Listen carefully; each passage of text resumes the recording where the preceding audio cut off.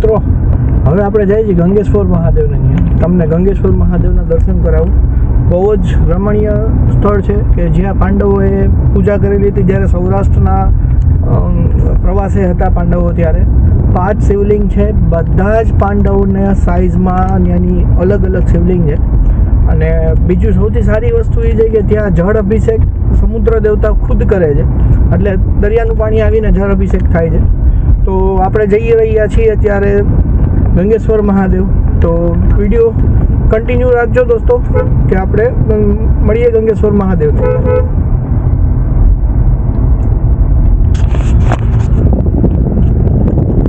જો તમે દીવનો રસ્તો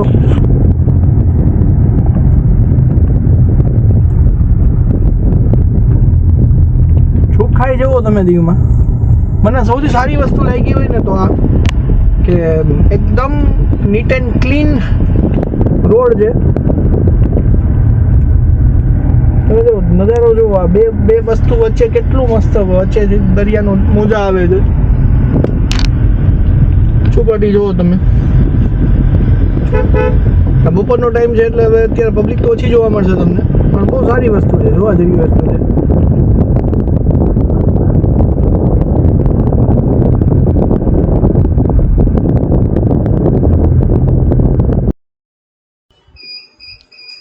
મિત્રો પહોંચી ગયા છીએ આપણે ગંગેશ્વર મહાદેવના પાર્કિંગમાં. મિત્રો અહીંયા પાર્કિંગના બધી દીવમાં બધી જગ્યાએ સેમ રેટ છે, 50 રૂપિયા. તો તમારે આ વસ્તુ યાદ રાખવાની છે કે બધી જ્યાં પાર્ક કરશો ત્યાં 50 રૂપિયા લાગી જશે.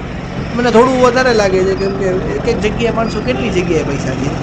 પણ તમે મંદિરે પહોંચો ને એ બધી વાત તો આપણે જવા દઈએ. મંદિરે પહોંચો ને તો મંદિરે પહોંચ્યા પછી આગળની સાઈડ નાની અમથી માર્કેટ છે, તમે જોઈ શકો છો. અહીંયા તમને ખાવાનું, પછી તમે આઈસ્ક્રીમ ખાઈ શકો. આપણે જેવા નાના હતા ને બચપનની યાદ આવી જાય છે કે ભાઈ આપણે દાદા દાદીને કહેતા કે આપો ને મને પૈસા, મમ્મીને કહેતા કે મારે કંઈક ભાગ લેવો છે. આવું બધું બોલતા તો મને યાદ આવી ગયું કે નાના હતા ત્યારે આપણે લોકો બધી જગ્યાએ જતા. એવી જ માર્કેટ છે અહીંયા તમને સાદું નાસ્તોની બધી વસ્તુ મળી જશે. તો તમે થોડી શોપિંગ બી કરી શકો બાળકો માટે. તો આગળથી તમને અલગ જ વસ્તુ લાગશે કે હું કોઈ બહુ અલૌકિક જગ્યાએ જઈ રહી છું એવું ફીલ થશે તમને અહીંયા આવશો ને ત્યારે. અને બહુ જ આ તો ઠીક છે, અત્યારે દિવાળીના હિસાબે થોડું ભીડ હતું, વેકેશનનો ટાઈમ છે એટલે. અધરવાઇઝ તો બહુ શાંત હોય છે. તમે બપોરના ટાઈમમાં આવો, તમે સાંજે આવો 5-6 વાગ્યા આસપાસ, તો તમને જુઓ હું તમને વાત કરતો હતો ને તો અહીંયા તમને ડ્રાય ફ્રૂટ મળી જશે, અહીંયા આખા મસાલા મળી જશે બધા. જો આ ગેટ મેઇનલી અહીંથી મંદિર ચાલુ થાય છે, મંદિરનો અહીંથી ચાલુ થાય છે. તો આપણે વાત કરતા હતા સાંજે 5-6 વાગે આવો ને તો તમને બહુ જ મજા આવે. આમ મંદિર જેવું પૂરું થાય ને તો તમને દેખાડું છું આગળ. તો ઉપર આપણે સીનરી જોવા માટેની બી પ્લેસ છે કે જ્યાં તમે બેસીને મસ્ત એટમોસ્ફિયર માણી શકો છો અને મસ્ત વ્યૂ બી જોઈ શકો છો. તો પહેલાં શું કે અહીંયા સુધી પાર્કિંગ હતું, હવે પાર્કિંગ થોડું પાછળ લઈ લીધું છે. તો આ આખું મંદિરનો આગલો પેસેજ છે કે જ્યાં તમે બેસીને ફેમિલી સાથે ટાઈમ માણી શકો છો. તો મિત્રો આ મંદિરની વાત કરીએ આપણે તો મંદિર છે ને, મંદિરમાં કોઈ આર્કિયોલોજીકલ સર્વે હજી સુધી નથી થયેલો, બટ કહેવાય છે કે આ મંદિર લગભગ 5,000 વર્ષથી બી વધારે જૂનું મંદિર છે.